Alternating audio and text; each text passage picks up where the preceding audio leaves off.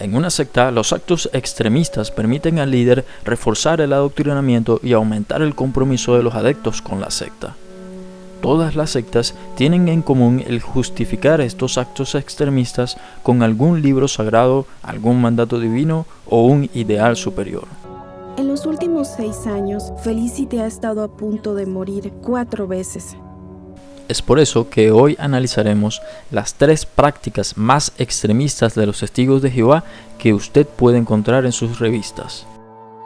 Antes de continuar, es importante recalcar que la redacción de estas revistas está bajo la supervisión directa del autoproclamado esclavo fiel y discreto, que también es conocido dentro de la secta como el cuerpo gobernante. Un rasgo en común que tienen los líderes de cada secta es reclamar el control de sus adeptos, asegurando haber sido nombrados por algún dios y ordenando la expulsión de cualquier miembro que ponga esto en duda.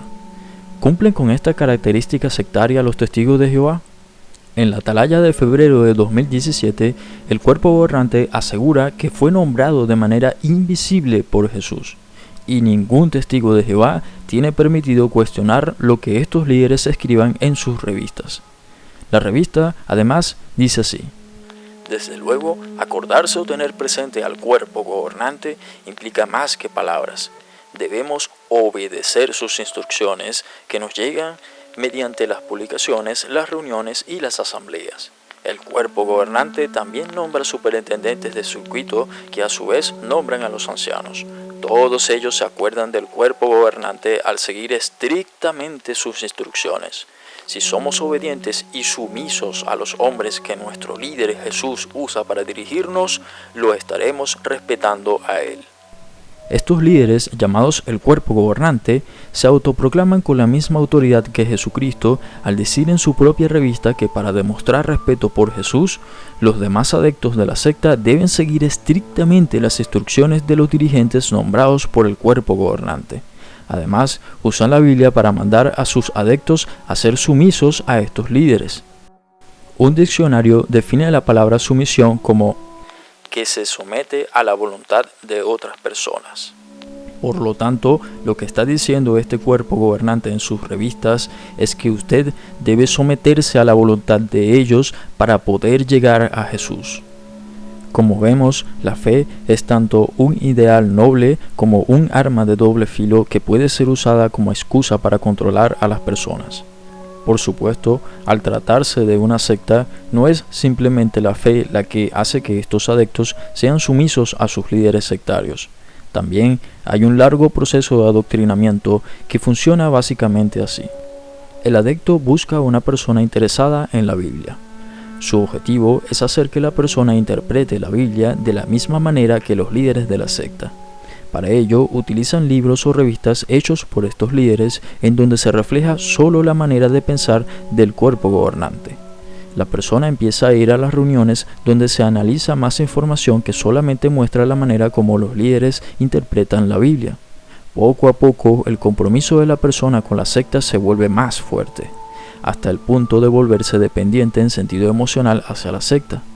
En ese punto en el que todas sus creencias, su futuro, sus amistades e incluso su familia están condicionados por la secta, la persona ha perdido toda su autonomía y está lista para ser sumiso, es decir, someterse a las instrucciones de sus líderes. Esta introducción tan larga era necesaria para entender 2 cosas. 1. ¿Quiénes son los que escriben estas revistas? Y 2. ¿Por qué el testigo de Jehová piensa que debe seguir al pie de la letra lo que en ellas se escribe? Así que el título más apropiado de este video es 3 prácticas extremistas que los testigos de Jehová son empujados a hacer por sus líderes, el cuerpo gobernante.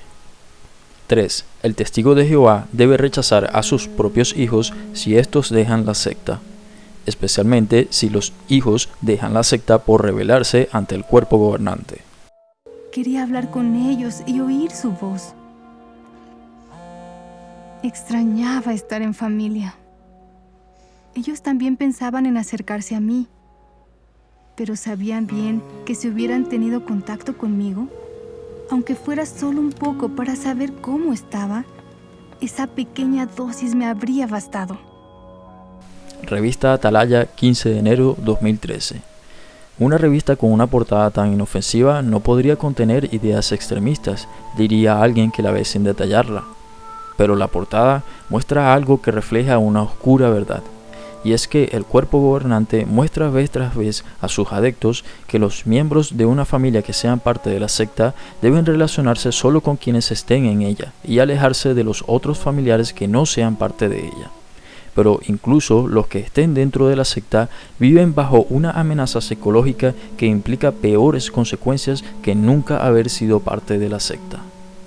Y es que si un miembro de la familia deja la secta por cualquier motivo, especialmente si este motivo es cuestionar al cuerpo gobernante, sus otros familiares dentro de la secta deben rechazarlo aunque se trate de su propio hijo. En la revista, bajo el título Que nadie lo aleje de Jehová, desde la página 12, los líderes hacen una larga lista de cosas que los adeptos no deben permitir que se interpongan entre ellos y Jehová. Y por Jehová, entiéndase la secta, pues los líderes dicen que no hay manera alguna de llegar a Dios si no es estando en la secta y obedeciendo a los líderes. Entre las cosas que la revista dice que no se deben interponer entre la secta y los adeptos están los lazos familiares. Ellos agregan lo siguiente en la página 16. Por otra parte, si usted se enoja con Jehová, estará escogiendo un camino que lo alejará de él. Lo que su hijo necesita ver es que sus padres apoyan a Dios por encima de todo, incluidos los lazos de sangre. Así que para sobrellevar la situación, cuide su espiritualidad y no se aísle de sus fieles hermanos de la congregación. Ábrale su corazón a Jehová. No busque excusas para mantenerse en contacto con un expulsado, por ejemplo, mediante correo electrónico, teléfono o mensajes de texto. Concéntrese en las actividades espirituales. La hermana citada anteriormente dijo: sé que debo mantenerme ocupada sirviendo a Dios y estar firme en sentido espiritual. De este modo, cuando mi hija regrese a Jehová, tendré fuerzas para ayudarla. Si no analizamos a fondo estas palabras, podríamos creer que todo está respaldado por la Biblia.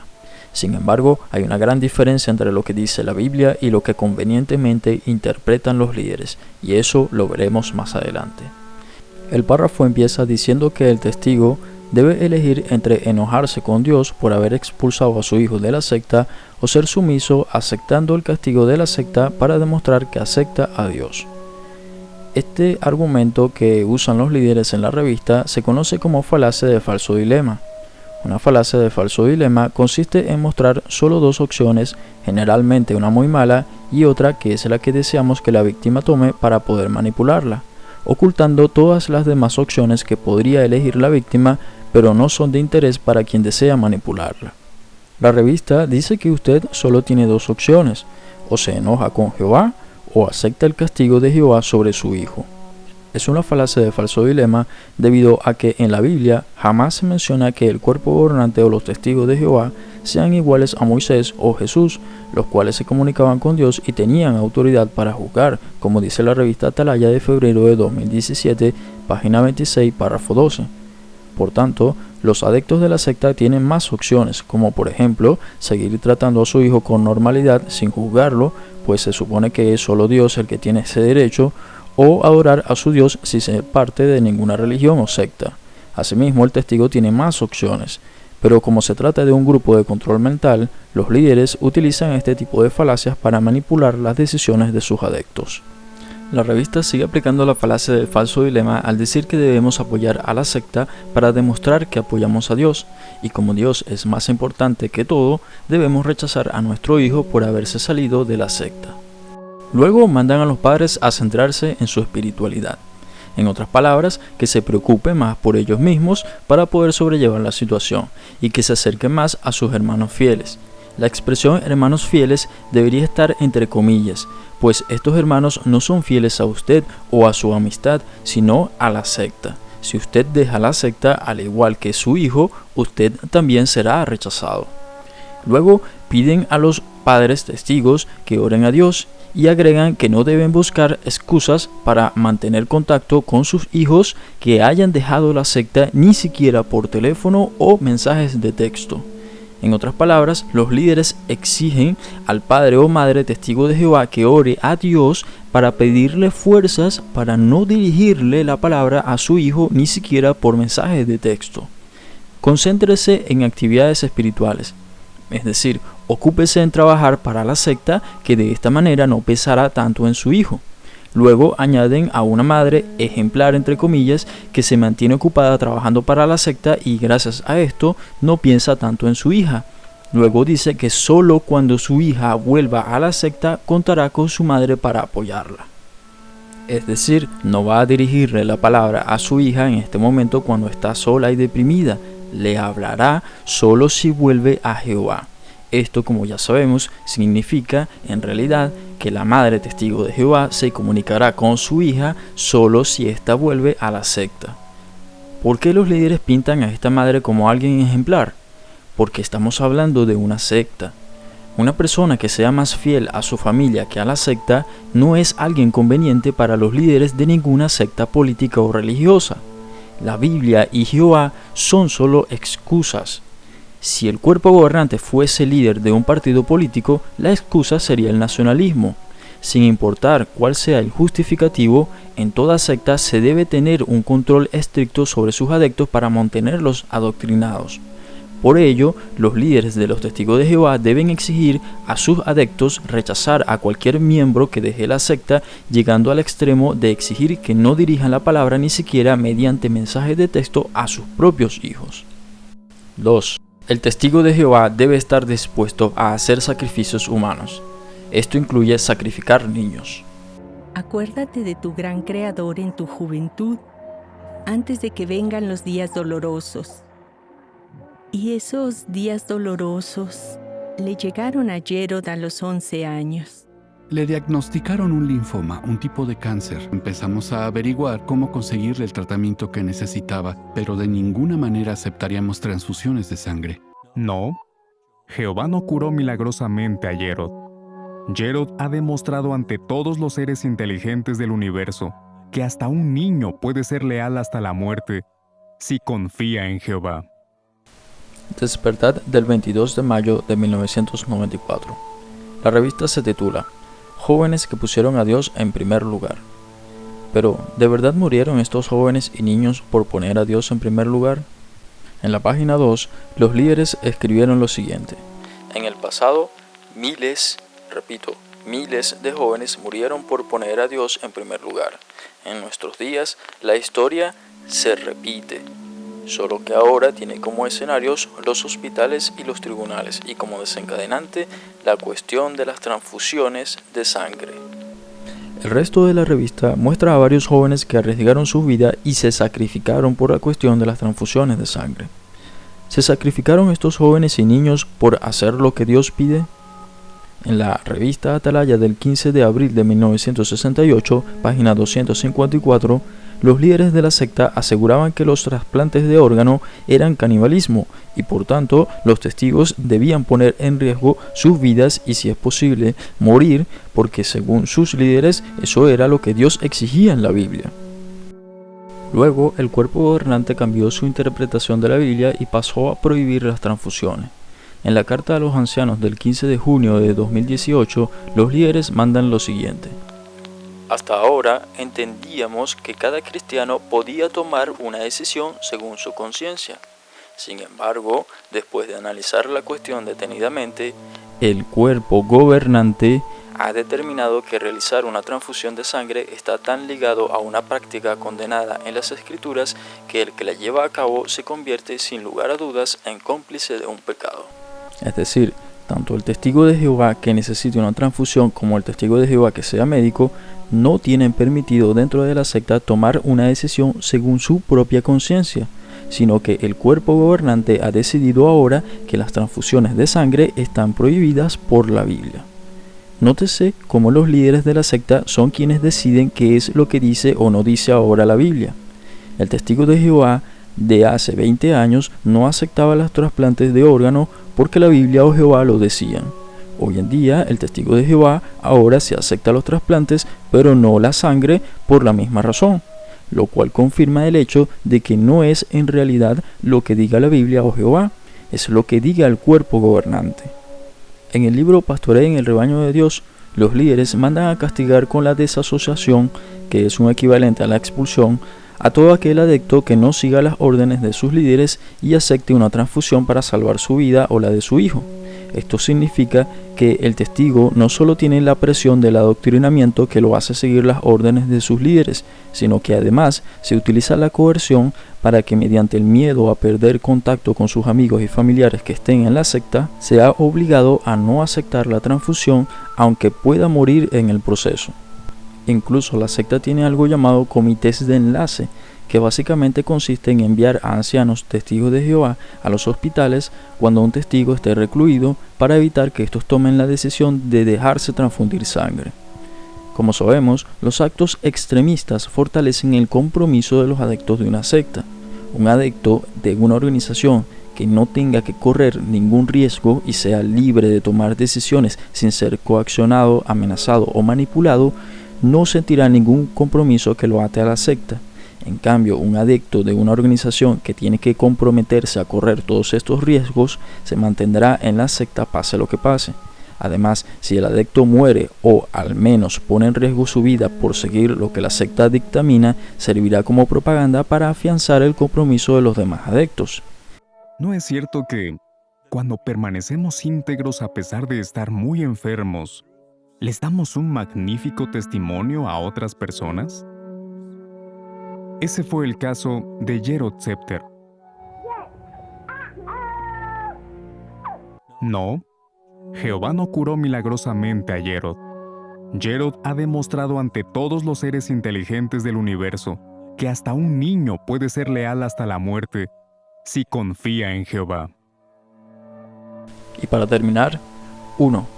El testigo de Jehová debe ser fiel y discreto a toda costa, incluso si eso significa mantener a pedrastas en secreto. Atalaya, edición de estudio de mayo de 2019. De nuevo, ¿quién podría pensar que una revista con una portada tan bonita podría contener ideas extremistas? Pues amigos, ya sabemos que los líderes que escriben estas revistas se hacen llamar a sí mismos el esclavo fiel y discreto. Dado que la influencia de toda secta depende en gran parte de su reputación, no es de extrañar que los líderes inculquen en sus adeptos esta actitud de ser fieles y discretos en todo aspecto para mantenerlos dentro de la secta y al mismo tiempo cuidar a toda costa su reputación con el fin de atraer a más adeptos. El secretismo disfrazado de discreción es algo normal e incluso entre los propios miembros de toda secta. Una evidencia de esto es la existencia del libro Pastoreen el rebaño de Dios. En los testigos de Jehová, este libro está prohibido para todas las mujeres y está prohibido también para todos los hombres que no sean ancianos. Cabe mencionar que para llegar a ser anciano se requiere de mucho tiempo y muestra de fidelidad a la secta. De esta manera, los líderes se aseguran de que solo los miembros más fieles y discretos, o mejor dicho, los más adoctrinados, sean los únicos que puedan tener acceso a él. En este libro se muestran los pasos que los ancianos deben dar para gestionar los abusos de menores de la manera más discreta posible. Gracias a miembros de la secta que filtran información y a la intervención de la Real Comisión Australiana, este libro se encuentra disponible en Internet. En respuesta a la fuga de información que está teniendo la secta, el cuerpo gobernante se vio en la obligación de revelar parte del proceso que se lleva a cabo en la secta para gestionar de manera interna los abusos de menores. Estas instrucciones se pueden encontrar parcialmente desde la página 10 de la revista Atalaya, mayo de 2019. Ustedes las pueden verificar, pero en este video nos enfocaremos en la página 11, párrafo 16, donde los líderes dicen lo siguiente. Cuando se acusa a alguien de la congregación de abusos de menores, los ancianos hacen dos cosas. Primero, se aseguran de cumplir las leyes sobre denuncia de abusos, y después hacen una investigación basada en la Biblia para determinar qué ocurrió en realidad y si hace falta formar un comité judicial. Si la persona niega la acusación, los ancianos escuchan lo que tengan que decir los testigos. Se forma un comité judicial si se demuestra que ha habido un pecado con el testimonio de al menos dos personas, la que hizo la acusación y otra que también sea testigo de que el acusado cometió ese abuso u otros abusos de menores. Al comienzo del párrafo, los líderes aseguran que en casos de abusos de menores, los ancianos deben hacer dos cosas. 1.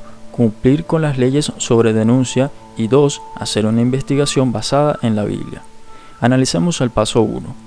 Si usted no lee detenidamente, no notará qué está mal en ese paso. Me explico. El párrafo no dice, los ancianos se asegurarán de denunciar al violador. No. El párrafo dice que se aseguran de cumplir con las leyes sobre denuncia. Esto es porque en la página anterior, de nuevo, hay otro juego de palabras donde en resumidas cuentas aseguran 2 puntos importantes. 1. Los ancianos solo llamarán a la policía cuando se le exija a la organización hacerlo. Y 2. Para saber si se le exige a la organización hacerlo, los ancianos primero deben llamar a la sucursal de los Testigos de Jehová. En caso de que en ese lugar no se le esté exigiendo directamente a la organización notificar a la policía sobre cualquier abuso de menores del que tengan conocimiento, los ancianos no denunciarán al violador y se dejará a los representantes como algo opcional el llamar a la policía o no. Entonces, el párrafo 16 lo que dice en realidad es que los ancianos primero llaman a la sucursal para saber si deben denunciar al pederasta.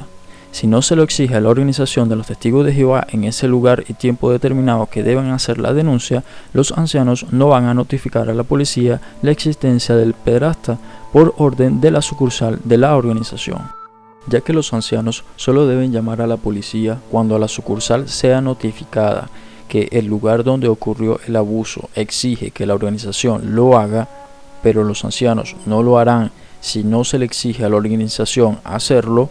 Significa que para el cuerpo gobernante, que es quien dicta estas instrucciones, llamar a la policía no es una obligación moral o una labor social. A estos líderes les interesa denunciar solo cuando sea estrictamente necesario para evitar problemas con la ley. ¿Se ha dado cuenta usted de cuál es el problema en todo esto? ¿Notó cuál es el factor importante que estos líderes pasan por alto a propósito? El factor que no figura en estas instrucciones de la secta es la protección de los niños. No es que estos no sean importantes para los líderes. De hecho, la revista habla de cómo evitar que el niño sufra abusos. Pero cuando ocurre el abuso, lo importante para el cuerpo gobernante es jugarse entre llamar si la ley se lo está exigiendo y no llamar si no se le está exigiendo para cuidar la reputación de la secta. Llamar a la policía no es para ellos una labor social o moral en la que ellos deberían llevar la delantera. La protección de los niños no es más importante que la reputación de la secta. Esto lo confirmamos al leer el asterisco del párrafo 16, donde dice que durante el comité judicial o juicio interno de la secta, el niño abusado no deberá hablar en frente del abusador para evitar traumas. Sin embargo, el párrafo 18 dice que si el pederasta está arrepentido, no será expulsado, lo cual significa que seguirá teniendo contacto con todos los miembros de la secta y puede seguir asistiendo a las reuniones. Además, se mantendrá su pecado en secreto entre los ancianos y algunos padres. El propio párrafo admite que la sola presencia del pedófilo aumenta el trauma y el daño en el niño, pero luego mandan que el niño seguirá viendo todos los días de reunión a la persona que abusó de él. Además, en el párrafo 16, los líderes dicen que si el niño no tiene testigos oculares del abuso, los ancianos no pueden ni siquiera hacer un comité judicial o juicio interno al pedófilo, y por tanto, este no será ni censurado, ni perderá su puesto, ni mucho menos será expulsado. Es decir, este seguirá con toda libertad dentro de la secta. Luego los líderes mandan a los ancianos a estar pendientes de lo que pueda hacer el pedófilo. Todos estos pasos no serían posibles si el cuerpo gobernante mandara a denunciar de inmediato a todo posible pedófilo dentro de la secta. Como vemos, llamar a la policía es para el cuerpo gobernante algo que hay que hacer solo cuando la propia secta corra algún peligro. La protección a los niños de la secta y los niños del exterior no es más importante que la reputación de la organización. Recordemos que se trata de una secta. El testigo de Jehová pasa por un proceso de adoctrinamiento donde se le convence que Organización de los Testigos de Jehová es igual a Jehová. Se les enseña que cuestionar o criticar a los líderes es igual a perder la aprobación de Dios, y además se castiga fuertemente con la expulsión a todo aquel que diga no estar de acuerdo de manera abierta con estas instrucciones.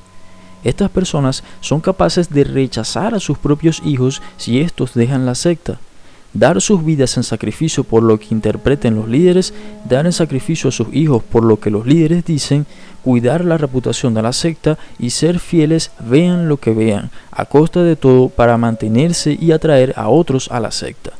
Es el propio proceso que conlleva el adoctrinamiento el que sumerge al adepto en un círculo vicioso, el cual, como en toda secta, necesita de acciones extremistas como estas que hacen al adepto comprometerse aún más con la secta. Como datos finales, me gustaría mencionar 3 puntos. 1. El cuerpo gobernante organiza comités de enlace con ancianos para intervenir por los adeptos y hablar con los médicos para evitar que reciban transfusiones. Sin embargo, para los abusos de menores no tienen ningún comité de ayuda especial y solo llaman a la policía cuando la sucursal lo ordene. De resto, los ancianos tienen la orden de dejar que sea el niño o algún representante el que tome la decisión de si desea llamar a la policía o no. Esto último no tiene sentido, ya que la propia revista dice que son sus familiares o alguna persona de confianza quienes mayormente abusan del niño. Por tanto, si a estos líderes les interesara más sus adeptos que la reputación de la organización, tendrían también un comité de enlace con los ancianos, tomando la delantera para hablar con la policía apenas se sepa de un posible abuso. El punto 2 es que el párrafo 16 de la revista antes mencionada dice que el segundo paso que los ancianos deben dar es investigar al pedófilo usando la Biblia. Y los líderes citan un texto de esta donde dice que todo asunto debe tener testigos oculares para ser probado si no hay una confesión. Sin embargo, los líderes no citan en ninguna parte de la revista el texto de Deuteronomio 22, 25 y 26, donde se muestra que por obvias razones, en los casos de abusos sexuales, no se requiere de testigos oculares para demostrar lo que la víctima dice. No obstante, el cuerpo gobernante no cita este texto en la revista porque la única forma de saber si hubo o no un abuso sería dejando entonces el asunto en manos de la policía, la cual sí tiene forenses, médicos, psiquiatras, psicólogos y muchos otros medios para investigar, solo que esto afectaría la reputación de la secta. Como hemos confirmado, al igual que con el asunto de rechazar a los hijos y el asunto de sacrificar adeptos por las transfusiones para usarlos como propaganda con los demás miembros, el cuerpo gobernante manipula la Biblia para crear reglas que cuiden la reputación de la secta por encima de todo, incluyendo por encima de la seguridad de los niños. Y el punto 3, decir que Dios todo lo ve, que Él se encargará y que por tanto debemos callarnos, es el mismo comportamiento que todas las sectas y muchas religiones utilizan para justificar todos estos actos extremistas. La mejor manera de evitar estos peligros es advirtiendo públicamente a toda persona, ya sea por internet o hablando a nuestros amigos, familiares o vecinos sobre las consecuencias de pertenecer a estas organizaciones coercitivas, que solo muestran su verdadera cara cuando el adepto ya está comprometido y se ha vuelto dependiente de la secta. Dejarlo en manos de Dios, pero callarlo, no es ni siquiera actuar en conformidad con lo que es correcto desde el punto de vista religioso. ¿Y tú qué opinas? ¿Pensabas que el testigo de Jehová hacía todo esto solamente motivado por la Biblia?